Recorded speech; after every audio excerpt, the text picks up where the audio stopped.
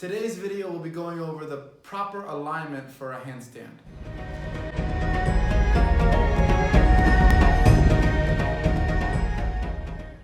Hello and welcome back to the Tao Way. I'm Antonio and this is part 2 of a 6-part series. So if you missed the first part or you missed my wrist routine, you can go in the description of this video and click those first and then come back to this for part 2.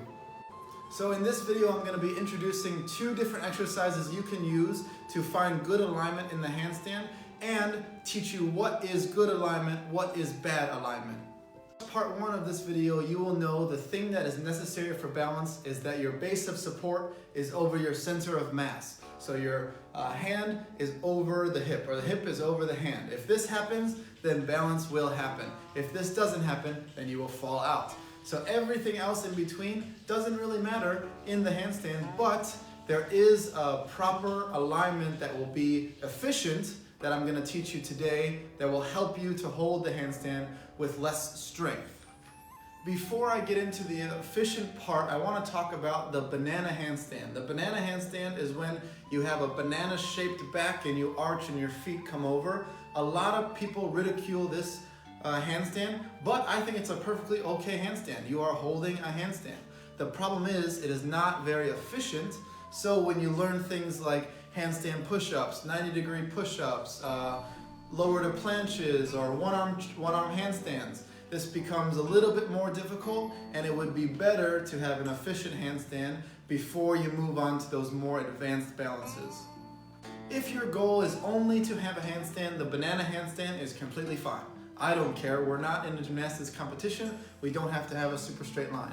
But if you want to learn things like the one-arm handstand, the handstand push-ups, the strength moves involved, I would recommend working towards a completely straight handstand. So that would be, your hands would be down here, up to the shoulder, up to the hip, up to the ankle. Now, this will probably not happen when you first start to handstand. And why is that? Usually because there's weak links, maybe in strength, maybe in endurance, maybe in mobility of the spine or the shoulder. Mostly I see lack of mobility in the shoulder, so we're going to go over how can you test where is weak and how can you improve where is weak.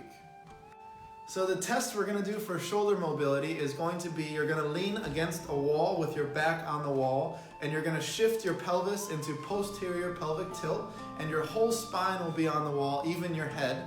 From here, you're going to raise the arms straight up, keeping the whole spine on, and you will test, can you touch the back of your hands to the wall? If you cannot, there is probably a mobility issue in the shoulder that you will have to take care of later, but you can also train the handstand at the same time. You will just not have a completely straight handstand, and that is okay. Over time, it'll get straighter and straighter as you work on mobility and as you work on the balance of the handstand at the same time. And the next test that we can do is an active flexibility test of the wrist. So you're going to take the wrist in like you're holding a cup of tea, and you're going to open and you're going to see if you can have a parallel line with the hand. If you cannot, then you need to increase your wrist mobility. Use my wrist mobility video that is in the description of this video. Over a large amount of time this will increase, but you can still work on the handstand now. It's not going to cause a huge injury, it's not going to cause anything like that. It's just going to make your handstand not a perfect line. It's going to be a little chunky, a little banana-y, but that is completely okay. Okay, now we can get into the 2 alignment drills. You will need a piece of flat ground, and you will need a stick or a pole or something that is like this shape.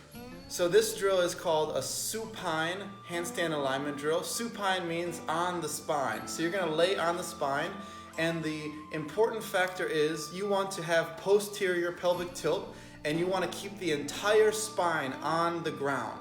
From here, you're going to take the stick overhead, start in a tuck position. If you can hold this tuck position with the spine, then you can start to extend the legs until we can get to the full position. And in the full position, you still want to have the entire spine on the ground. This is very important, as many people tend to allow the spine to extend. So for this one, I start with at least 30 seconds. So I find a progression that somebody can do for 30 seconds, and then I increase that up to 60 seconds. Once they hit 60 seconds, then we can decrease the time and increase the complexity. So maybe they start with a tucked variation, then after they get 60 seconds with the tucked, then we can go a little bit more extended, until they are in the full position. The goal with this one would be 60 seconds for 3 sets with very minimal rest, maybe 60 to 90 seconds of rest. You want this position in the handstand, and it's gonna make a big difference on the stability of the hold. Everything should be very tight. The abs, the butt, the legs should be squeezed, the hands should be overhead. You don't want to have anything loose when you are beginning. Once you are good into the handstand, then yeah, let everything be loose, it's okay. But when you're beginning, you need everything to be strict and straight. The next one is the prone handstand alignment drill. So prone means laying on the stomach. So you will lay down on the stomach, squeeze the feet together, squeeze the butt, and the important part is putting the hips into posterior pelvic tilt. So by doing this, we will have the stomach slightly off of the ground. You are going to lift the stick up so your hand lifts up off the ground just a centimeter or 2, and you're going to hold this position. Do not lose the posterior pelvic tilt.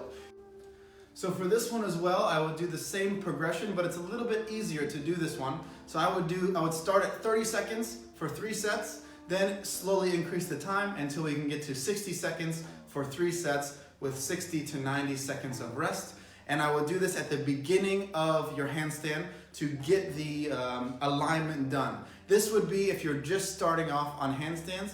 If you're a little bit more intermediate, you can just warm up with 1 set just to get the feeling of a straight body. But if you're starting, we want to condition that area a lot.